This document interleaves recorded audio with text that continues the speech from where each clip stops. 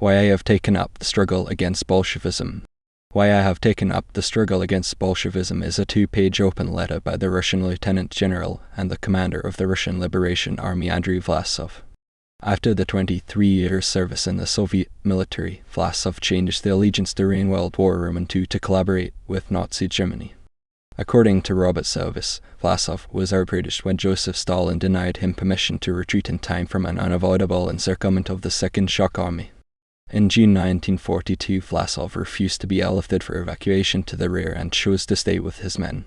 Having been captured by the Germans in the same month, Vlasov published his open letter in the newspaper Zarya on March 3, 1943.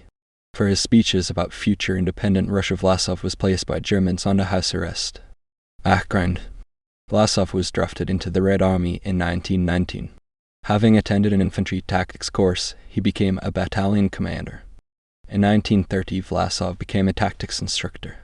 Several years later, Vlasov was entrusted with command of the 11th Infantry Regiment, that shortly afterwards was officially recognized as the best in the Kiev military district.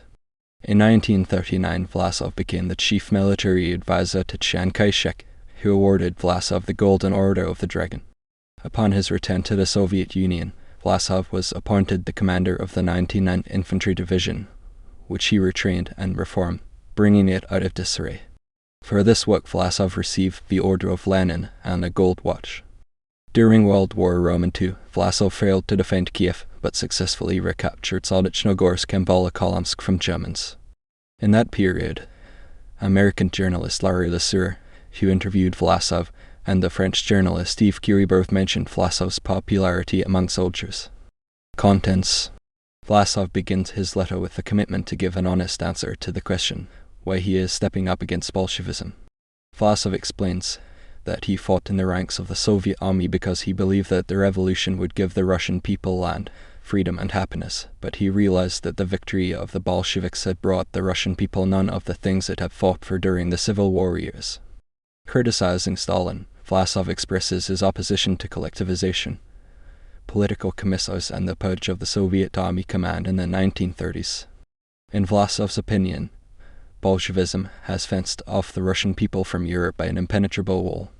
As the commander of the defeated Second Shock Army, Vlasov wrote that perhaps nowhere else did Stalin's disregard for the life of the Russian people manifest itself as much as in the practice of the Second Shock Army. According to Vlasov, the soldiers and commanders received 100 or even 50 grams of risks a day, swelled up from hunger, and many became incapable of moving through the swamps to which they had been sent on the direct orders of the High Command. With a full sense of responsibility to the motherland, the people, and history for the actions he commits, Vlasov calls people to fight and build a new Russia. The letter emphasizes several points in bolded font, and ends with the belief that the Russian people will find the strength to unite in the time of severe calamities, overthrow the hateful yoke and build a new state in which they will find happiness.